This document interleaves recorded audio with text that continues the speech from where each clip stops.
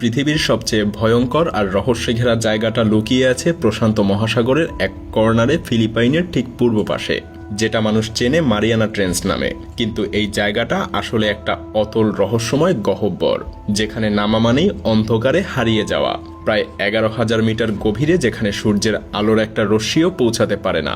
এমনকি সেখানে নেমে গেলে মনে হবে চারপাশ থেকে অজস্র দৈত্য আপনার শরীরটাকে থেতলে দিতে চাইছে।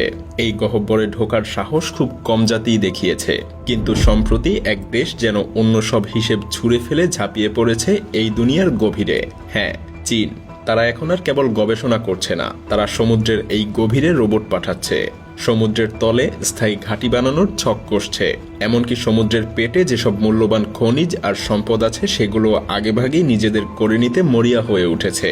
অন্যদিকে যুক্তরাষ্ট্র সহ পশ্চিমা দেশগুলোর অনেকেই মহাসাগর গবেষণার আগ্রহ হারিয়ে ফেলেছে। তাহলে প্রশ্ন ওঠে, মারিয়ানা ট্রেঞ্চের গভীরে কি এমন আছে যার জন্য চীন এত মরিয়া হয়ে উঠেছে? কেন সমুদ্রের গভীরে গড়ে তুলছে রোবটের ঘাঁটি? চলুন আজ এগুলোই জানবো। সমুদ্রের উপরে ঝকঝকে আলো থাকলেও নিচে নামতে নামতে দ্রুতই পাল্টে যায় সেই চেনা পৃথিবীটা। প্রায় 200 মিটার পর্যন্ত পানির স্তরটা আলো এবং প্রাণে ভরা, কিন্তু এরপরেই শুরু হয় অন্ধকারের রাজত্ব। যত নিচে নামা হয় ততটাই আলো ফিকে হতে থাকে, আর পানির চাপ বাড়তে থাকে ভয়ঙ্করভাবে, যেন চারপাশ থেকে ধীরে ধীরে কোনো অদৃশ্য হাত আপনাকে চেপে ধরছে। 1 কিলোমিটার নিচে পৌঁছাতেই সূর্যের আলো পুরোপুরিভাবে হারিয়ে যায়, আর সেখান থেকেই শুরু হয় এক অদ্ভুত জগৎ, যেখানে প্রাণীরা নিজেদের শরীর থেকেই আলো জ্বালিয়ে শিকার খুঁজে বেড়ায়। আরো নিচে গেলে শুরু হয় আরো এক নতুন স্তর, যেখানে কিছু অদ্ভুত জীব যেমন লম্বা বাহুর স্কুইড বা ফুলে ওঠা মাছ অতিমাত্রার চাপ আর অন্ধকারের মধ্যে দিব্যি বেঁচে থাকে। প্রায় 4000 মিটার নিচে শুরু হয় অ্যাবিস অঞ্চল, যেখানে চির অন্ধকারে সমুদ্রতল পুরো পলিমাটিতে ঢাকা পড়ে আছে। দেখলে মনে হবে এটা এক বিরান মরুভূমি, কিন্তু এই পলিমাটির নিচে লুকিয়ে আছে কোটি কোটি বছরের ইতিহাস। উপরের দিক থেকে ধীরে ধীরে যে মৃত প্লাঙ্কটন, মাছ বা ধুলোকণা পড়ে, তাদের তৈরি স্তরকে বলে মেরিন স্নো। এই কার্বন সমৃদ্ধ স্তর সমুদ্রের নিচে তৈরি করেছে এক বিশাল গোপন ভাণ্ডার, কিন্তু তবুও খাদ্যের অভাবে এখানে খুবই কম প্রাণী টিকতে পারে। তবে মাঝে মাঝে এখানে নামে এক দুর্লভ অতিথি, যেমন যদি কোনো তিমি মাছ মারা গিয়ে সমুদ্রের তলে পড়ে, তাহলে তার শরীরের চারপাশে হঠাৎ করেই গড়ে ওঠে এক সম্পূর্ণ নতুন জগৎ, যেটা বছরের পর বছর ধরে টিকে থাকে। আর একেই বলে হোয়েল ফল। আর এরও নিচে প্রায় 6000 মিটার পেরিয়ে শুরু হয় ট্রেঞ্চের রাজত্ব। এত গভীরে পৌঁছানো মানে এমন জায়গায় নামা যেখানে চাপ সমুদ্রপৃষ্ঠের তুলনায় 600 গুণ বেশি।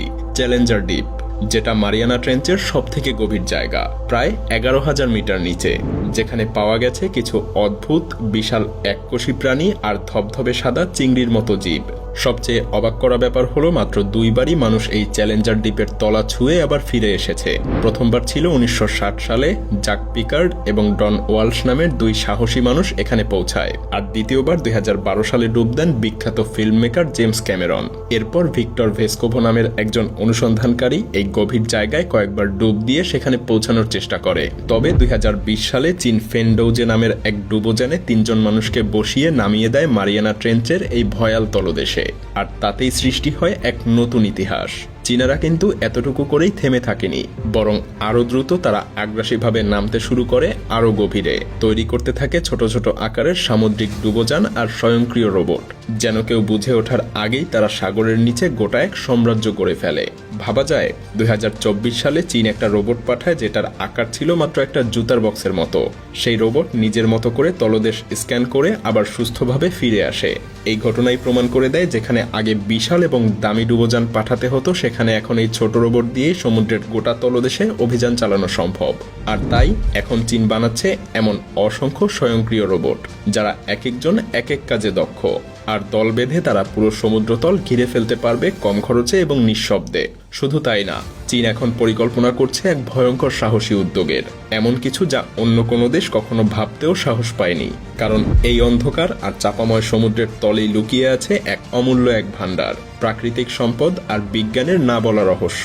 এখানকার কিছু জায়গা যেন তৈরি হয়েছে একেবারে আলাদা নিয়মে, যেখানে সূর্যের আলো ছাড়াই গড়ে উঠেছে এক রহস্যময় জগৎ। কিন্তু সব রহস্যের মধ্যে সবথেকে বিস্ময় জাগায় মিথেন হাইড্রেট। বরফের মতো দেখায় অথচ আগুন ধরালেই জ্বলে ওঠে। এটাকেই বলে আগুনের বরফ। বিজ্ঞানীরা ভাবছে এটা ভবিষ্যতের জ্বালানি হতে পারে, কিন্তু ভয় এখানেই। এই জমাট বাঁধা বরফ থেকে গ্যাস তুলতে গেলে যদি নিচের স্তরে বেশি নাড়াচাড়া হয় তাহলে সমুদ্রের তলদেশ ধসে পড়তে পারে, অথবা একসাথে ছুটে বেরিয়ে যেতে পারে বিপুল পরিমাণ মিথেন গ্যাস, যা শুধুমাত্র সমুদ্র না, বায়ুমণ্ডলও বিষিয়ে তুলতে পারে। আরও আছে সেই ছোট ছোট পাথরের মতো জিনিস যেগুলোর ভেতরে লুকিয়ে আছে কোটি টাকার ধাতু, যাদেরকে বলে পলিমেটাল নডিউল। এসব দিয়েই তৈরি হয় আধুনিক ব্যাটারি, ইলেকট্রিক গাড়ি আর টেকনোলজির ভবিষ্যৎ। সামনের শতাব্দীতে এসব পদার্থের চাহিদা এতটা বাড়বে যে যেসব দেশ পিছিয়ে আছে তারা তখন আরও অনেক দূরে ছিটকে পড়বে। আর তাই এখন থেকেই অনেক দেশ আর বড় বড় কোম্পানি নজর দিচ্ছে এই সমুদ্রের গভীরে, যেখানে অন্ধকারের নিচে লুকিয়ে আছে আগামীর পেট্রোল আর তেলের বিকল্প শক্তি।